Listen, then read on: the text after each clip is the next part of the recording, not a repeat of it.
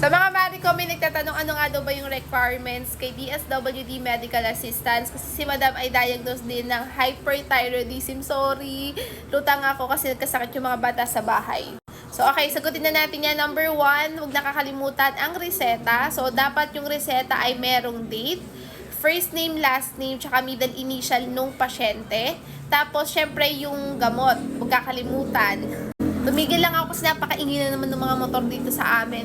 Tapos, yung pangalan ng doktor, license number, tapos yung pirma niya. Wag mong kakalimutan yung pirma mima ko and yung license number talaga. Tapos, ano pa ba?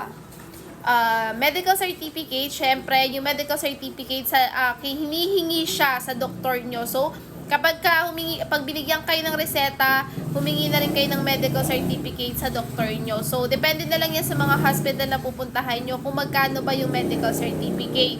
Tapos, syempre, make sure nyo yung date, pangalan nyo, gaya nung kaninang sinabi ko, as in yung full name nyo. Dapat nandun yung middle initial, nandun yung last name, first name nyo, tapos yung license number, pangalan ng doktor at saka pirma. Wag nyo kakalimutan. And syempre, kung kailangan siyang may seal, dapat mapasealed nyo siya. Pero kung wala namang sealed yung hospital and valid naman siya, okay na din yon. So, sorry pala kanina yung reseta, 'di ba? Sabi ko nga is kailangan merong photocopy yon. Tapos yung sa medical certificate, kahit hindi nyo na siya i-photocopy kasi kukunin siyang original, yung reseta is ibabalik naman sa inyo. Kailangan nyo lang siyang ma-present, kung mapakita nyo lang doon. Tapos ibabalik naman sa inyo nung staff ng DSWD. Tapos kung meron kang laboratory din, i-photocopy mo rin siya. Tapos dali mo pa rin yung original. At kung nagawa naman siya, dapat nakapag-photocopy ka man lang at least. Tapos, kung ikaw yung maglalakad, mag-photocopy ka ng ID mo, 2 valid IDs, mas maganda 2 valid IDs na rin.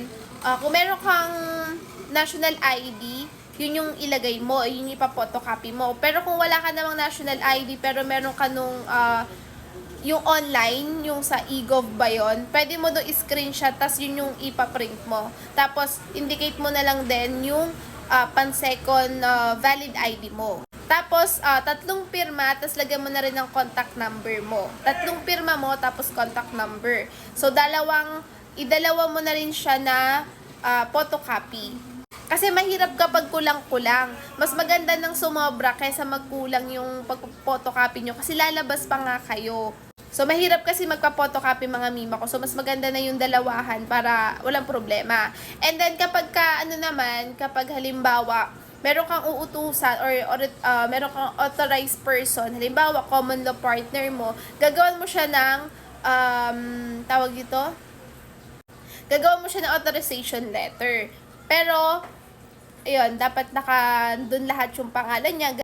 Tapos, kailangan din doon niya ng photocopy ng ID niya. Again, katulad lang din sinabi ko, kung meron siya national ID, go, mas maganda yung national ID kasi yun yung mas ino-honor talaga nila. Lagi kasi nila yung pinopromote na kung hanggat maaari yung national ID yung gamitin. Tapos photocopy, baliktaran, tapos yun na siya. Pirma ng 3, tapos contact number din nung authorized person mo. So, sana na-gets nyo. Medyo lutang kasi ako, babe. Wala kami masyadong tulog. Sana na-gets nyo. And kung meron pa kayo ibang tanong about sa medical assistance ni DSWD, mag-comment kayo sa baba.